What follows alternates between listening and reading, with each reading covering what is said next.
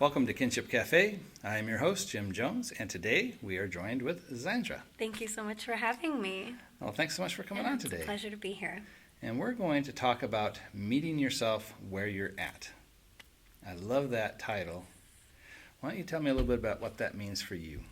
Well, oftentimes in my yoga classes, I will tell people to meet themselves where they're at. Just meet yourself where you're at. And what that means is arriving fully present and just accepting where you are in this moment. Our mind is always changing, our emotional state, our bodies are always changing, not even, day to day, but multiple times throughout the day. We feel these fluctuations of life, and when you take a moment to meet yourself where you're at, it's almost like you're becoming your own ally. No judgments, no preconceived ideas of where you think you should be, just being where you are and meeting yourself there and saying, okay, this is what I'm working with right now, today, and I'm going to make the most of it. I like it. Yeah. So you're a yoga teacher. I am a yoga instructor, yes. So what is your background? So I actually have a commercial dance background. Oh. I've been a dancer my whole life, and since I could walk, basically. I'm classically trained, and I have a former professional career as a commercial dancer. I was competitive for many, many years and did the whole, LA entertainment industry thing, which was great. I mean, I love it. I'll never stop dancing. But I found myself at a certain point when I was not very old, before I was 20, I'll just put it to you that way, when I felt so old. I couldn't get out of bed. I couldn't fall asleep. I was in a lot of pain all the time. I was angry because I was in a lot of pain all the time. I couldn't really dance because I was afraid of hurting myself. And that was basically just from a lifetime of pushing myself to my limits. Had a wake-up call. Definitely a wake-up call. And I started practicing yoga just kind of as an extension of my dance career. I didn't really think much of it, but I started to realize that it was actually helping me. It was providing me some relief from my pain. It was providing me some peace from the turbulence of my mind. I was 18 at the time. So I just, I was not very grounded and didn't really know what my future was going to look like. And yoga kind of gave me this anchor that really changed things for me. And so I practiced yoga for probably about 10 years before I decided to get certified. I looked and inquired into many different training programs, and none really resonated for me until I found the Soul of Yoga in Encinitas.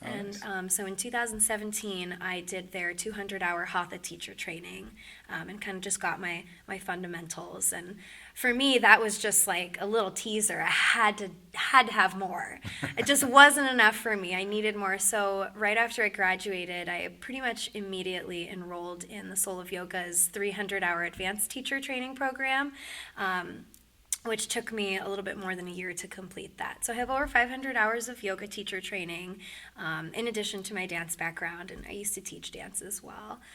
But now what I really like about being a yoga instructor is kind of marrying all these aspects of the physical movements, which are so great, but also the mental and emotional benefits that I personally have found through this practice. It's very, very gratifying. Wow. Yes. That sounds like a great journey. It is. So where do you practice as an instructor? So I'm actually not teaching at a studio right now. Okay. I just quit my corporate yoga job to make some more time for freelance work. Nice. It's funny because you were talking about how you're a software engineer. Yeah. And I am joining a team of lifestyle wellness providers for a startup app that's going to be launching in a couple of months. Oh, nice. So it will connect seekers with providers. And so I've kind of opened up my schedule for teaching yoga a little bit so that I will be more available to offer through the Rise app. And so what that will look like is I will either go to people's homes or whatever location they choose, or I will teach at a local studio to be determined, or I will teach outdoors at the beach or Yeah. at the park. Probably all of those things will happen, but yeah, so right now, if somebody wants to come and take my classes, I am offering private classes and one-on-one. So Excellent. sometimes I'll get couples, or I'll get a group of friends, or a party or something like that. I'll get sometimes like mother-daughter, family people who want to come take my classes. So I really just want to offer more of a direct experience to people where they don't have to pay for a membership at a studio to come take my class. Gotcha. Like it.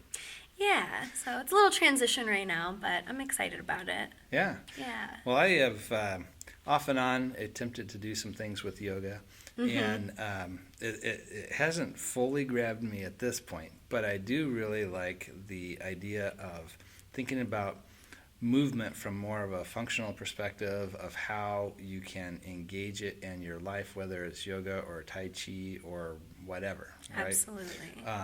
So one of the things when we first started talking that I was hoping you could do for us is come up with a simple, something anybody could do, morning routine. Roll out of bed, something easy you could do in like 5 minutes. Yeah, So, no problem. you- That's great. You I have love that something stuff. like that for us? Absolutely, yeah.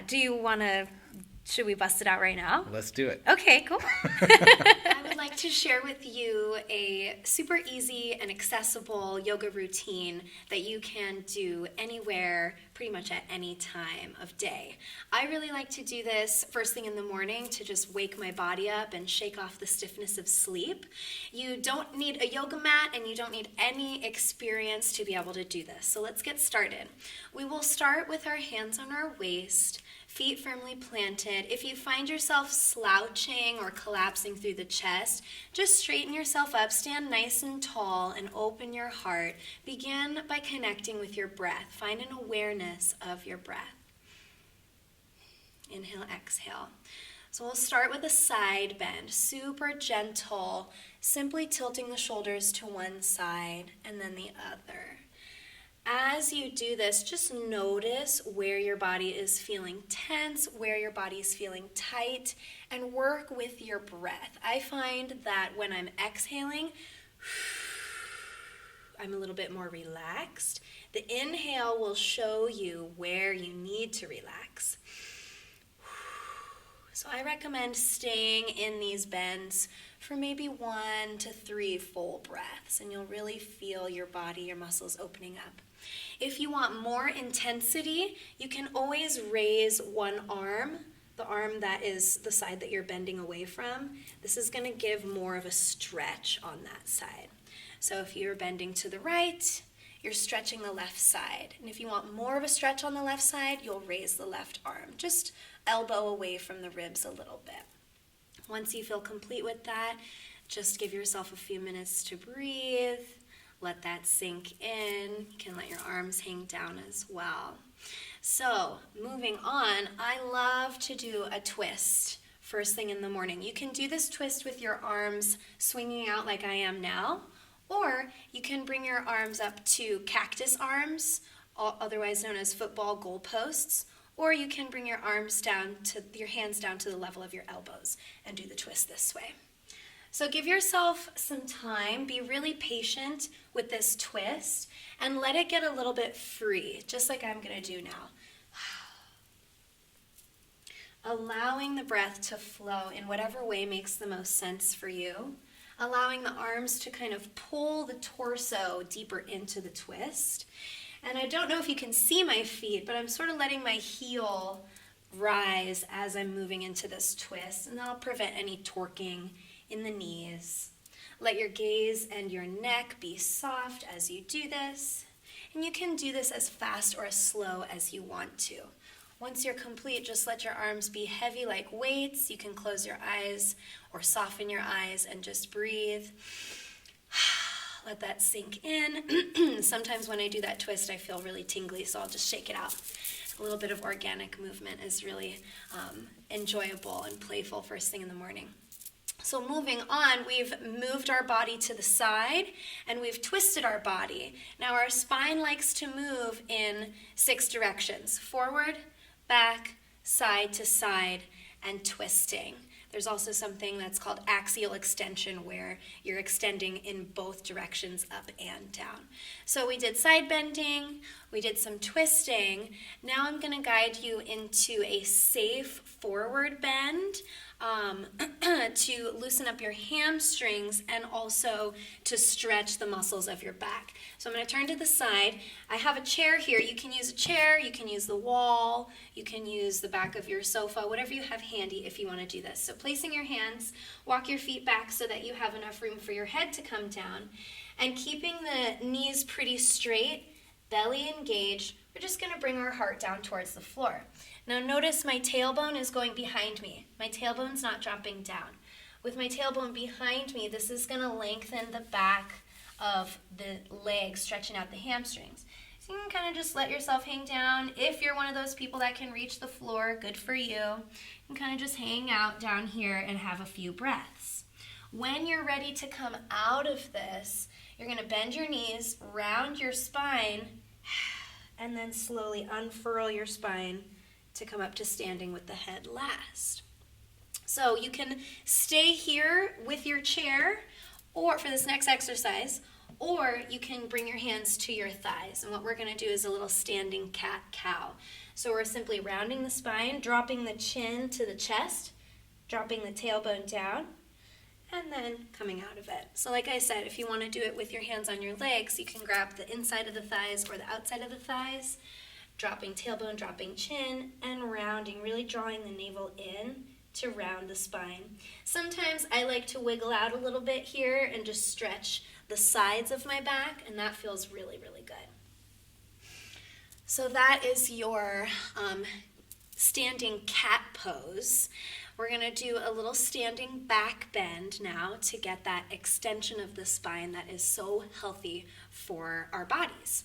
So standing back bend, you'll do this with your hands either on your waist or supporting your sacrum. And with a standing back bend, it's not about collapsing backwards. It's more about lengthening and creating space in your body. So with your hands on your body, what we're going to do is we're going to lift our heart towards the sky, lengthening the front side of the body. Rather than looking with your eyes up, because that's going to send your head back, just keep your gaze right in front of you as you lift your heart, gently opening up the front side of the body. While you're here, I want you to keep your legs and your glutes a little bit engaged. That's going to support your lower back. And then you can simply come out of it. I didn't go very far, and you don't have to go very far either. So as long as it feels good, you're doing it right. Couple more things I want to share with you that I absolutely love for loosening up, opening my heart, opening my throat is neck rolls and shoulder rolls. So we're going to start with hands on waist, connecting with the breath again. Just find your inhale, find your exhale. On an exhale, drop one ear towards that same shoulder. Try not to bring your shoulder up to your ear. Keep the shoulders weighted down away from your ears. And once you get here, just breathe. You may or may not feel sensation in the side of your neck. But once you bring your ear down, I want you to slowly, like you're nodding your head yes in slow motion. Tilt the chin up, tilt the chin down. And you'll really feel this depending on how tense you are in the side of your neck. If you want a deeper sensation, I'm going to share that with you in just a moment. So after you nod your head yes, then we're going to gently shake our head no, just kind of looking up towards the sky, down towards that shoulder. As you exhale, whenever you're ready to come out of this, chin comes to the chest, and then inhale, head comes straight up through center. Give yourself a moment to let that sink in before you go to the other side. Everything that you do on one side with the yoga, you always want to do with the other side, because that way it'll keep your body nice and balanced. It'll keep your systems nice and harmonized. So I'm just doing slow nodding of the head yes, slow shaking of the head no. Exhale, chin to chest. Inhale, arm or head comes up. Woo, yes, I'm feeling that. So we're going to take that one level deeper. If this is comfortable for you, you can absolutely try this. If it's not comfortable for you, just do it with your hands on your waist. But we'll bring our arms up to cactus arms. And then from here, we're going to tilt ear towards shoulder. Once the ear is towards the shoulder, we're going to draw the elbows forward and the fingers back. So we get a little external rotation of the shoulders. And then you can continue those head movements, or you can explore intuitively any movements of your head that feel good for you here. And this is going to kind of move the stretch from your neck down into the shoulder girdle a little bit more and loosen up the connective tissues in your shoulders. So to get out of this, we're just going to exhale, chin comes to the chest, arms come down, inhale, head comes up. Simple, no problem. But I will say this is very intense. This can be very intense for some people. So always pay attention to your comfort levels, honor your body, and remember, you do not have to push yourself to the deepest level of intensity to get the benefits from these movements. So after you've done all that neck loosening up, just give yourself some nice juicy shoulder rolls, forward and back. You can do a couple shrugs, a little shoulder dance, shake it out. And the last thing I want to do for you, because we mustn't neglect our feet, which carry us through this life, we're going to just warm up our ankles and our feet. So, very simple, just bending of the knees. You can go as deeply as you want to. Some of you may even hear some crunching and crackling in your knees. That is a good sign. Anytime your body gets crackly, it means that there's movement happening, which means lubrication, which means vitality.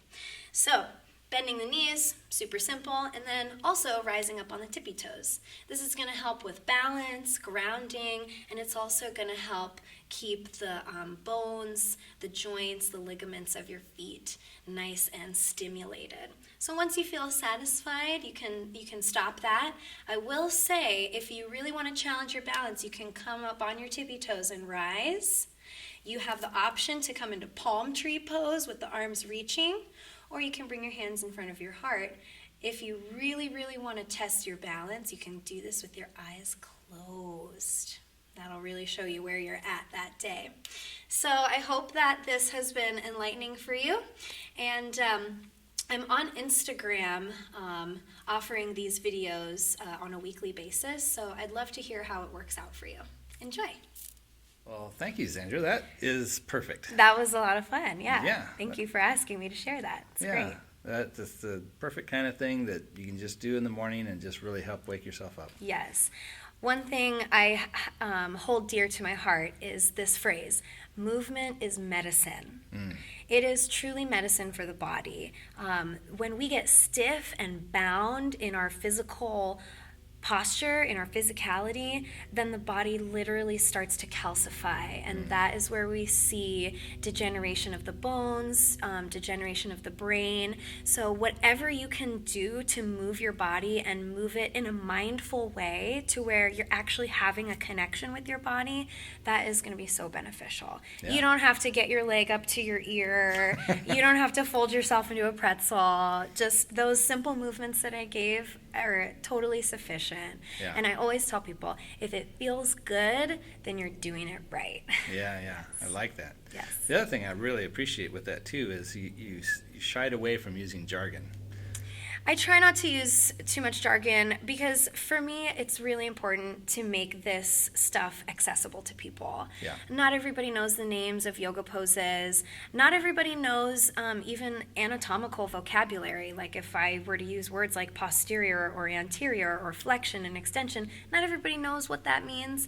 Right. I do encourage people to expand their consciousness when it comes to certain vocabulary like that, because it just makes your connection with yourself a little bit more real. Yeah. When you're saying, "Oh, I'm gonna extend my spine," and you know, okay, it just makes it more real, more tangible. Yeah. But yeah, I try to stay away from terms or language that is going to alienate people, because I do believe that this type of movement can be for many different people. Yeah, and especially for those just beginning, it's less threatening. Absolutely, Yeah. yes. I can't tell you how many people come to my classes that have never come before, who are like, am I going to be able to do this? Do I need to be flexible? And the fear and the apprehension is very real. Like, I can sense that. And I always tell people, don't worry, you came to the right place. I'm not going to hurt you. You don't have to be, any crazy yogi that's been practicing for 25 years to be able to engage with a yoga practice. Yeah. Your body is always going to be there to accept you with open arms whenever you're ready. So, There you go. Yeah. I like it. Thank you. So with yoga, as a way of, like you said, keeping the body moving so it doesn't calcify, it keeps things alive and growing and happy and healthy. What are some other things that you like to bring into well-being, and how do we become more complete as a person? For me, mentality is everything. And recognizing, for me, the movement and getting into my body, it helps me to mentally recognize what I'm actually experiencing that is my experience versus other people's experiences that I'm just absorbing. Sometimes we deal with people all day, every day in the world that we live in, and sometimes we can absorb other people's energy.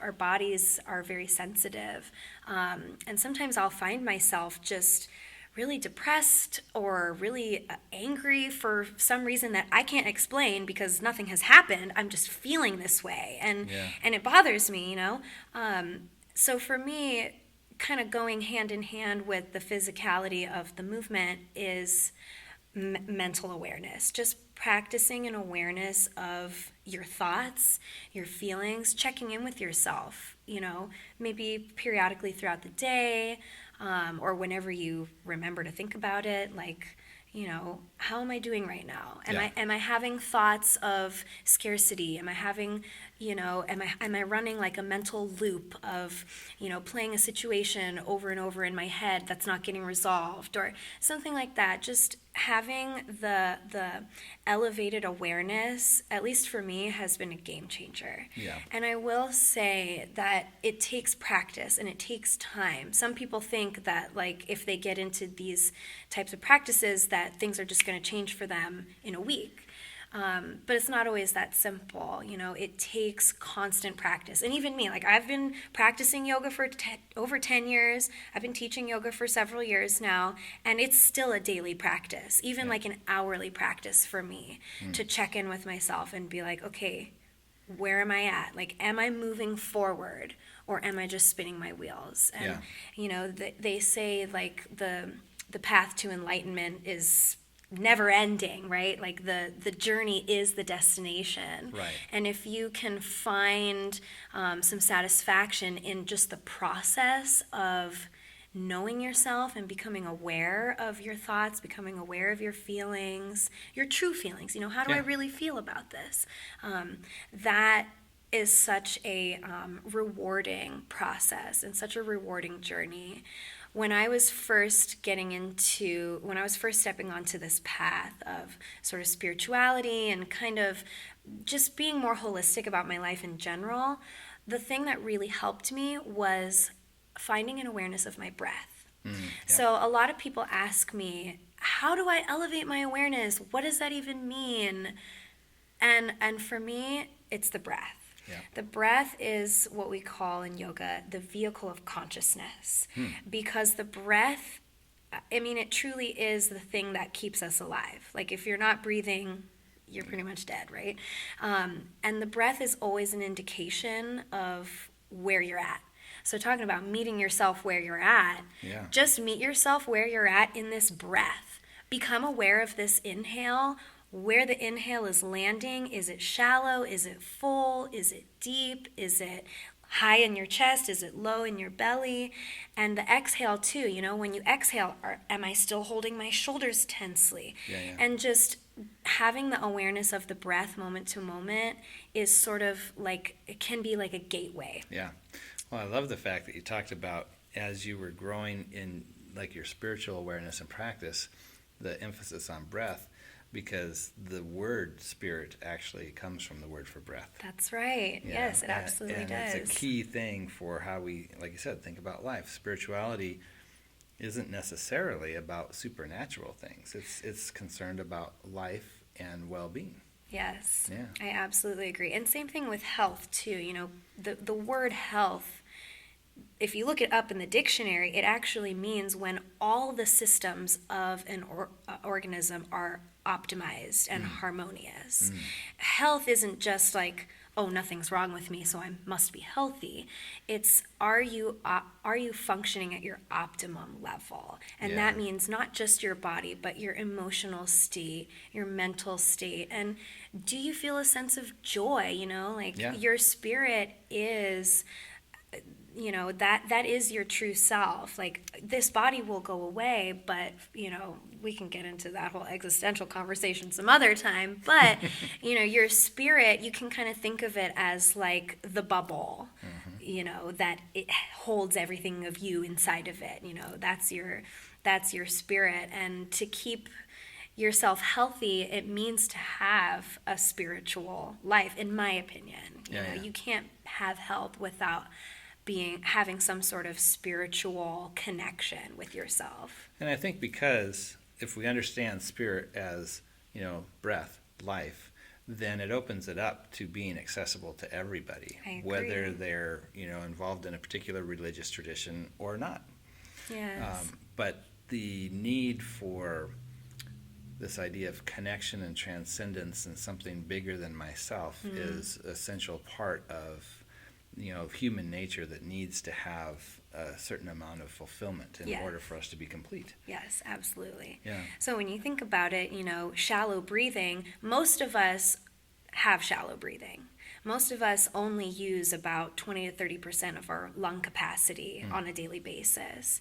And when you actually dive into it and you see the chain reaction, that just that one thing, just having a shallow breath, the chain reaction that has in the rest of your body and the rest of your brain and the implications that can hold for the future is huge. I mean, it's incredible. So I always tell people, like, if you want to elevate your awareness of your breath first. Deeper breath equals deeper quality of life, deeper experiences. Yeah. Yes. I know when I first was learning about mindfulness, which ties into the you know, the awareness part, and it utilizes breath frequently when you're learning mindfulness as something to focus your attention on.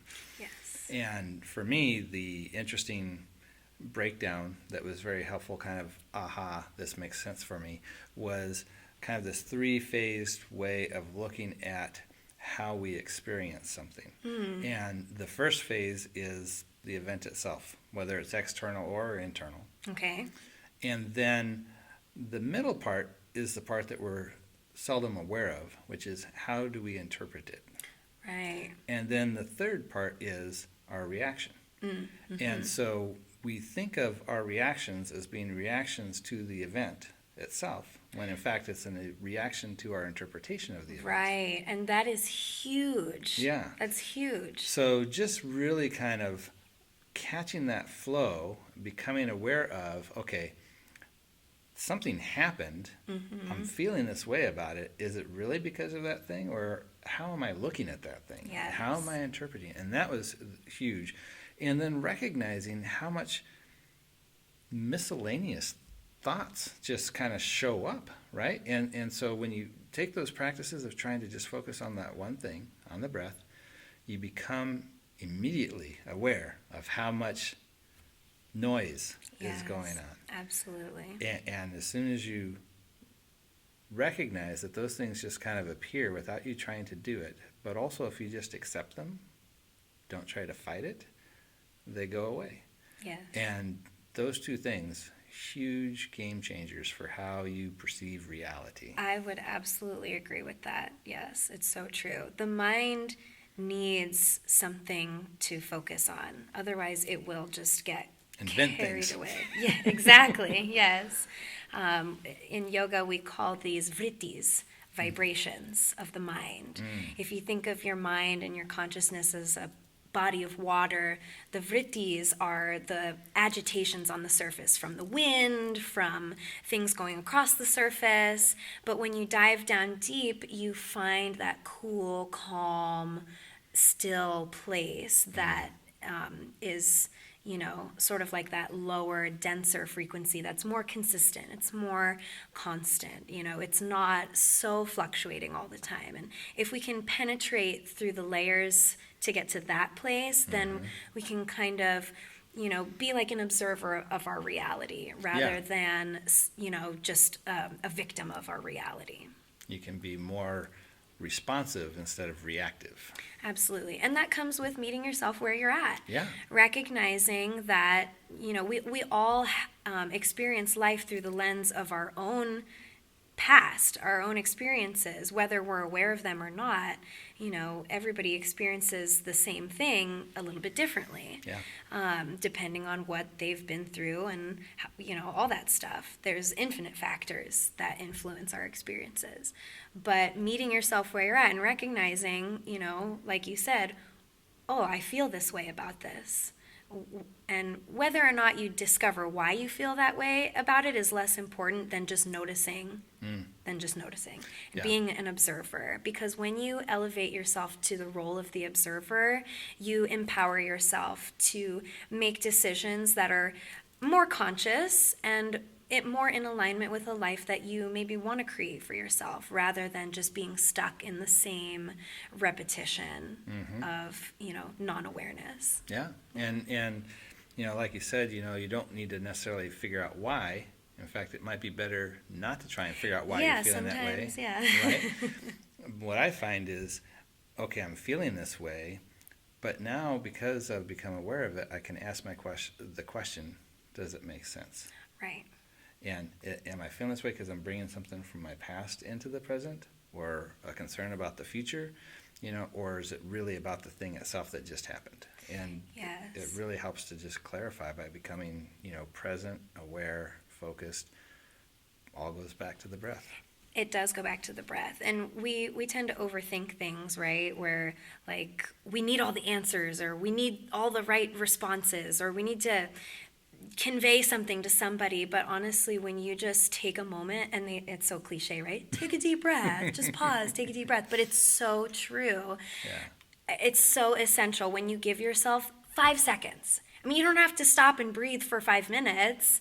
5 seconds is all it takes. Just take one full inhale, let that breath come out of you, and don't, the mind, the ego wants to grasp. It wants to cling to all these, answers, or, a way to control the situation. But really, if you just tune into that one moment, that one breath, this one thought, whatever it is, just meeting yourself where you're at, and that's how you can kind of place one foot in front of the other and continue on your journey in a graceful way.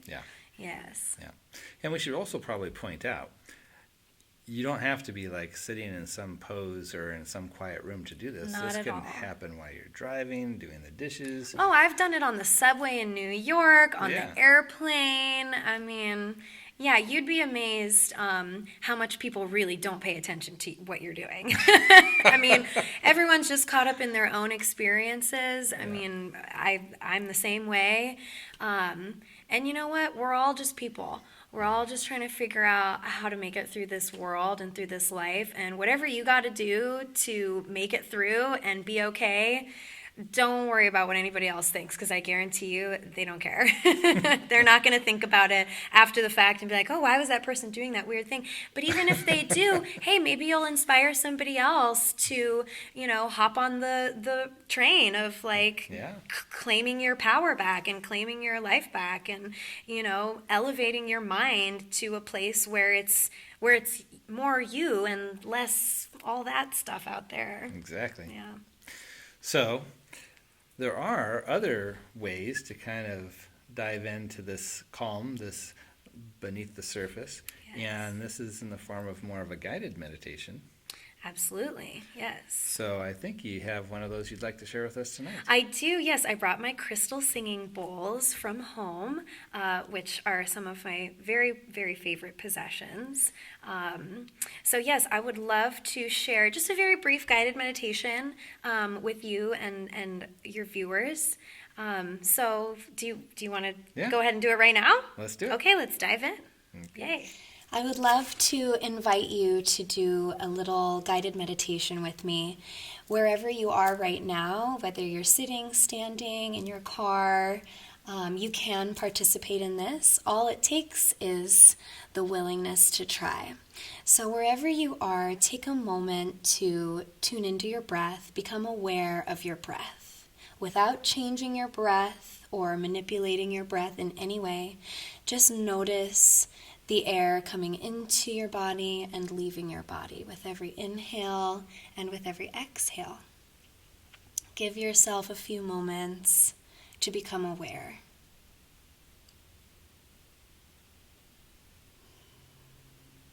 Notice where you're holding tension in your body without judging yourself. Notice where you feel soft. Every meditation is a chance to dive beneath the layers that we put on ourselves every time we go out into the world. Meditation gives us a chance to connect with our true selves. So as you breathe in and out, start to become aware of your hands, your torso, your legs, and your face. Again, without judging, just notice where you are in this moment, in this body, in this mind. And I'll invite you now to slowly begin to deepen your breath without creating tension, without exerting too much control. Just invite a deeper breath to flow, opening the lungs, opening the throat, opening your heart, and then softening. Soften your jaw, soften your tongue inside of your mouth, and remember that you are always safe. Anything that you need is always readily available to you. As you breathe these full, nourishing breaths, I am going to play these crystal singing bowls. And as you hear the vibration of the bowls, imagine that the sound and the waves of the sound frequency are washing through you, cleansing you of any energy, any stress, any negativity that you no longer wish to associate yourself with. Imagine yourself being bathed in pure white light that is cleansing you from the inside out.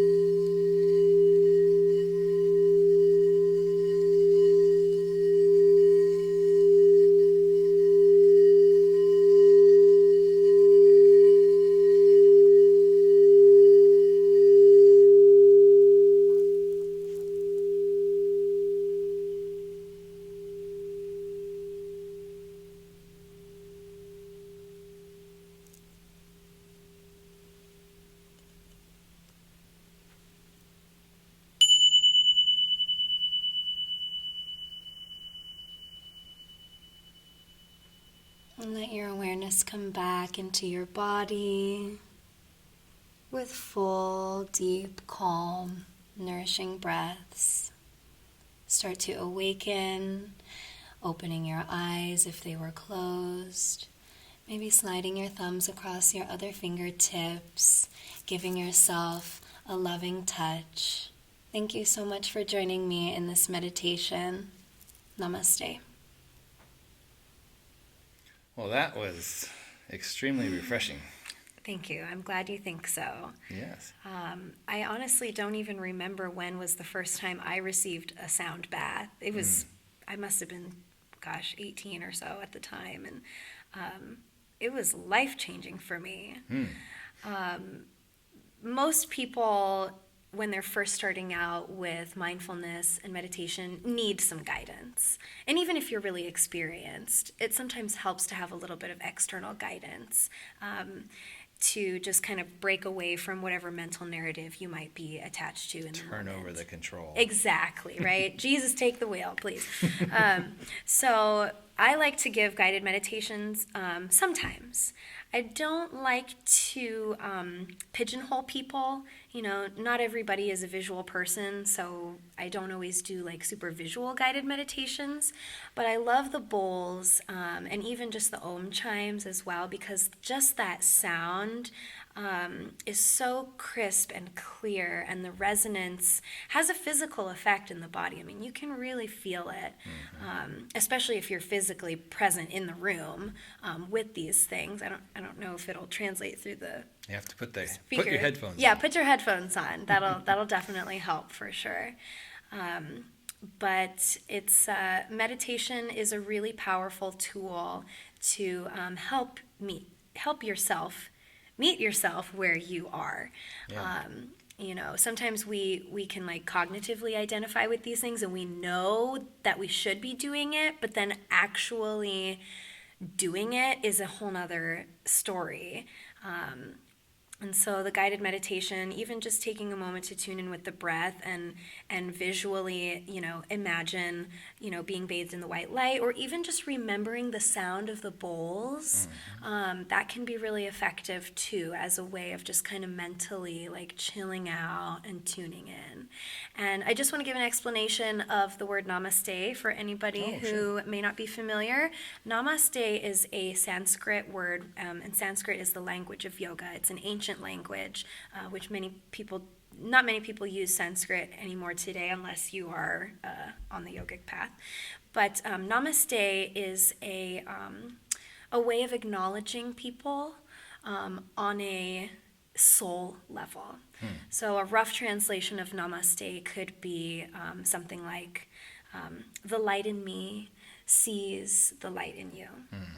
So it's almost like my higher self is giving your higher self a little hug or a little fist bump, something like that. Yeah. So the light in me sees the light in you. Yeah. So yeah, that's what I mean when I say namaste. Some people have a little confusion about that. Sure. Yeah. Well, Just wanted to clear that up. like you said, it's an ancient language. Absolutely, yes. Yeah. Yes. Well, I like that. There's a lot of what I find to be the more compassion-producing greetings in different cultures have something to do with "I see you." Yes. Yeah. Yes. So I like that. Another favorite greeting of mine is aloha. Huh? Aloha and namaste are probably my two favorites. There you go. Yeah. Yeah. So you have other talents that we haven't talked about yet. I am a man of many talents, a woman of many I talents. was going to say, wait a minute. Yeah. There's something I didn't know about you. So you're also a musician. Yes, I am a singer. I hesitate to call myself a musician only because my only training has been with my ears. I don't read music. I'm not trained in music theory. So I would consider myself a singer, vocalist. But yeah, I have been singing since I was 12. I used to be in a girl group when I was doing my entertainment industry stuff up in LA. That was really fun. And I got my first actual job as a singer in 2014. I got contracted to sing in a cover band overseas Wow. by an international entertainment company, and that was the first time I had ever sang with a band. The first time I had ever really worked with real musicians before. Really? Yeah, and I was gigging 6 nights a week, 4 to 5 hours every single night, and I did that for 6 months, and it was life-changing. So how did you get into that without any experience? I had a really good audition. I've been on the stage my whole life, and Yeah. I have been performing forever. And it was one of those film yourself auditions, and they gave me songs that I had to sing. And I worked really hard on it, mind you. I mean, I put a lot into my audition. It's not like I just put the phone and sang in my bedroom. Like I had dance moves, I had costume changes, so they liked that. But now, when I came back, I was living in Abu Dhabi at the time. When I came back from Abu Dhabi, I kind of thought I could do this. I could keep doing this.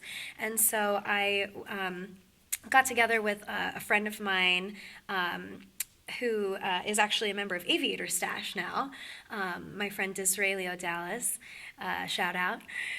He and I just started doing some acoustic stuff around town, and then, I kind of evolved, and I started working with other people, and now I'm still gigging with different cover bands around town, Yeah. but I'm finally starting to give myself a little bit of time of day to work on some original music for the Nice. first time ever. I mean, I've worked on original music before, but never have I shared it with anybody. I mean, it's still locked away in my notebooks from eons ago. But yeah, I kind of started feeling the call maybe last year or the year before last to really give my originals a shot. And now I'm so blessed to be connected with so many amazing musicians around here in San Diego. Yeah. And platforms such as this, Kinship Cafe, are really amazing. But I'm so inspired by my peers in San Diego who are doing super rad stuff with their original music, and it kind of has given me a gauge of like where I think my place could be, because I'm such an individualist. I'm like, I don't want to do what everyone else is doing. I don't want to just take the easy way out and do what works. Like I have to find the most, roundabout way to do things, because I don't know why. It's just a psychological thing for me.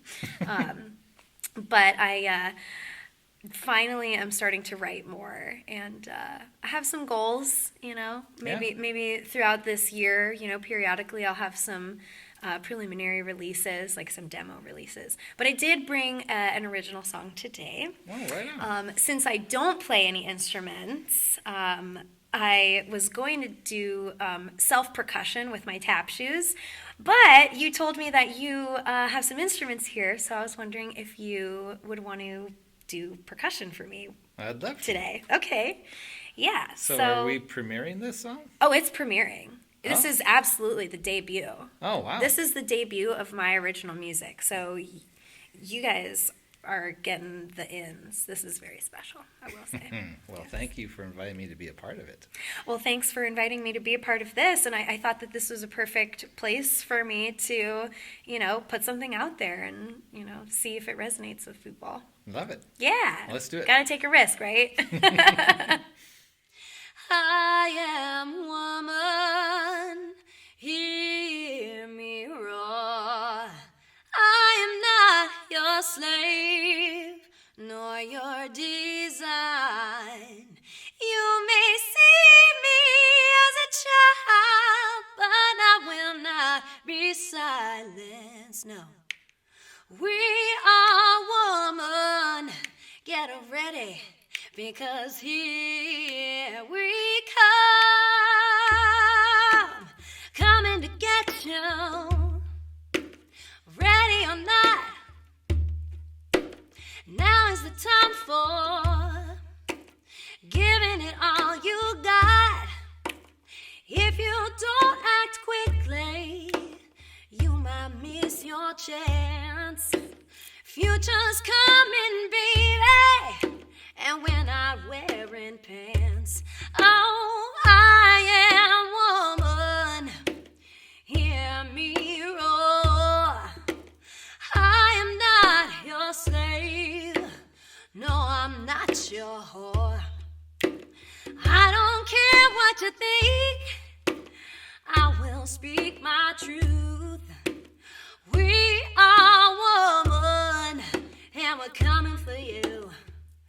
Oh, I'm not trying to take your power from you, but I want for you to be true,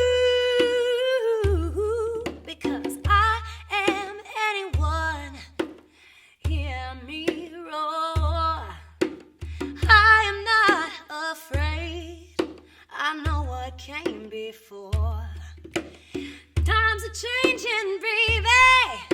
We better start changing too. If you try to keep a woman down, she's gonna make a real man from the ashes of you.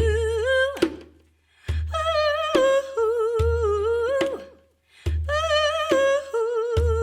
ooh, yeah.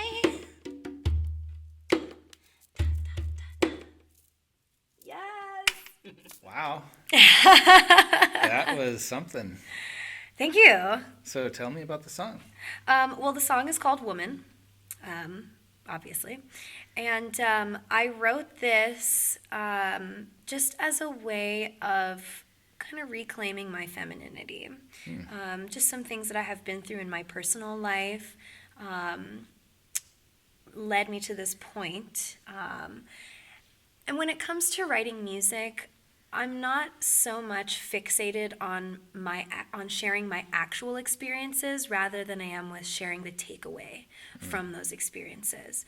And so this song is sort of like an anthem for just reclaiming your power, whether or not you're a woman or female identifying. I think this song can kind of be applicable to anybody who has ever felt like their power has been stripped away from them, or who has felt disenfranchised or in some way just belittled.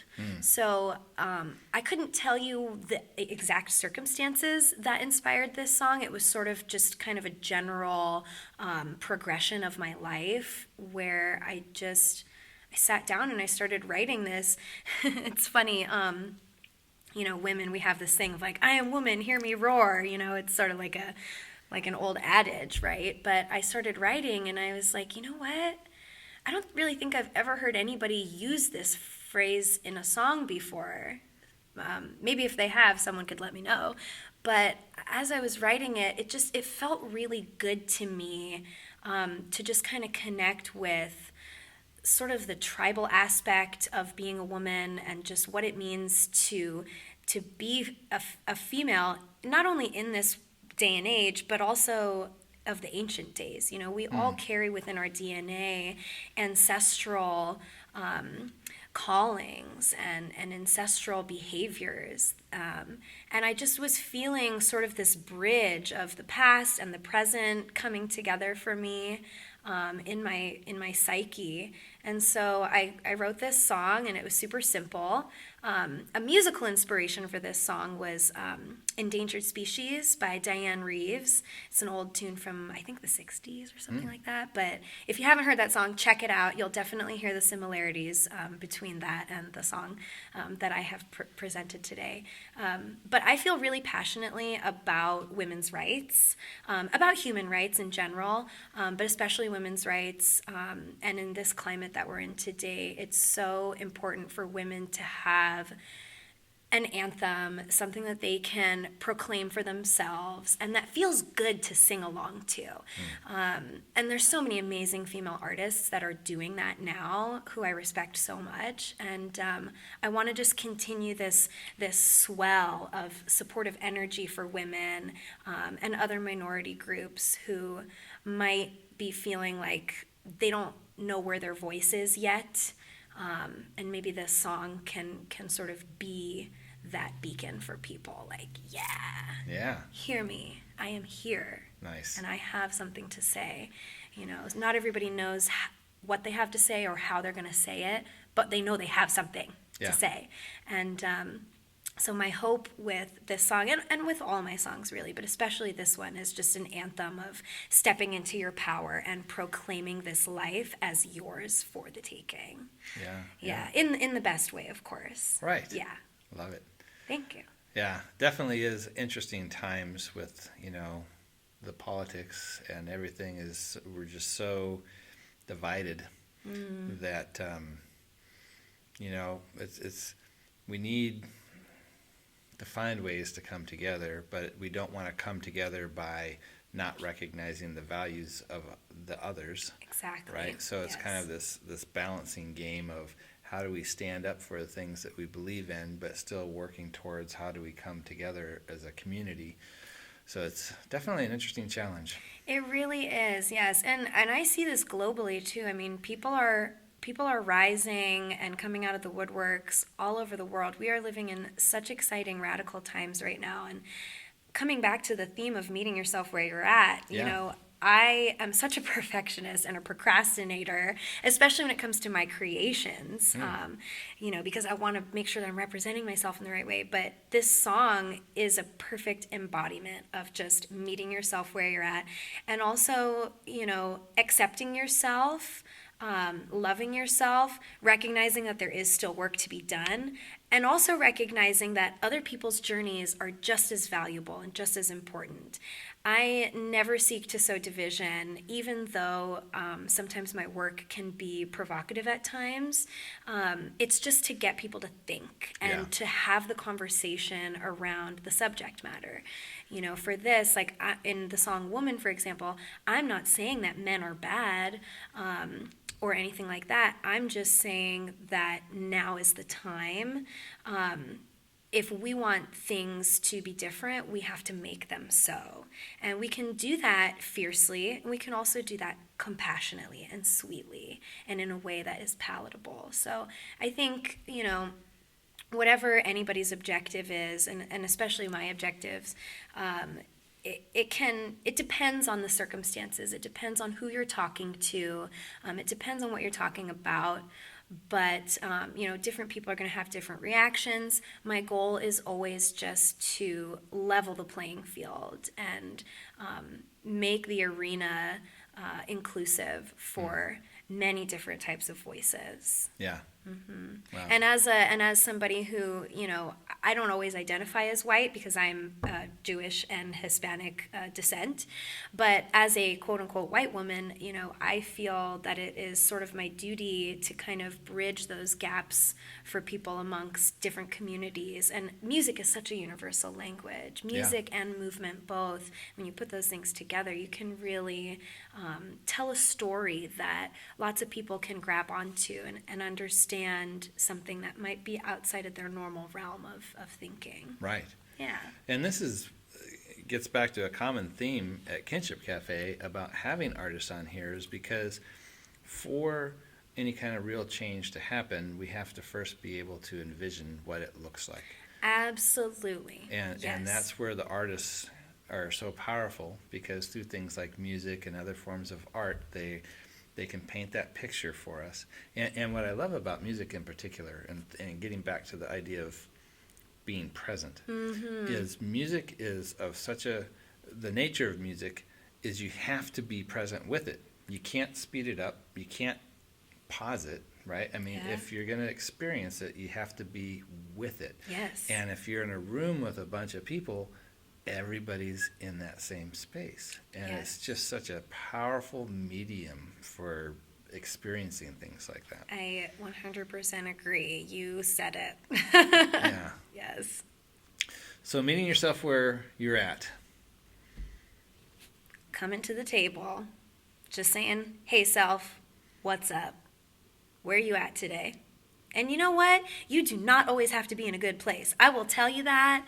Even the most woo-woo, peaceful, zen people still struggle with it. I can guarantee you. Nobody's ever just in a perfect state of being all the time, because then what is your purpose for living, We are here to have experiences, and sometimes those experiences suck. Sometimes the lessons are hard, but meeting yourself where you're at like I said, it makes you your own ally, because even though we have people who love us in this life, who support us no matter what, if you are not your own strongest ally, there's only so far you can get on other people's support. You have to, at a certain point, take yourself by the hand and walk with yourself and make that empowered choice of, I'm choosing to love myself. I'm choosing not to judge myself for whatever mistakes I may have made. It's in the past now, and the power comes from being in the moment and choosing every single moment what is the best for me right now. If you know where you're at, then you know what to do. If you don't know where you're at, what you gonna do? Sometimes it's just that next step. That's all, yes. The journey of 1,000 miles begins with a single step, right? And you can't always know how the future is going to turn out, because there's so many things you can't control, right? You can't control other people. You can't control situations that arise, but you can control how you respond. And the way that you step into that power is by just being present, letting go of those expectations. Mm-hmm. It's so hard. We think that we should be all these things and we're supposed to and not supposed to, but just letting go of those expectations and recognizing this is where I am right now, and it's okay. Yeah. It's 100% okay, because no one else is judging you. And if they are, that's their problem, not yours. That is how we can make that progress, just one foot in front of the other. And eventually, sometimes you may get a little bit more clarity. You can see the meadow over yonder instead of just the path that you're on, So it's all relative, I would say. Wow. Yeah. This has just been a really delightful time. Thank you so much for coming on the show today. Thank you, Jim. It's been such a pleasure. Thank you. Well, we'll have to do it again soon. Yes, let's do it. Be well.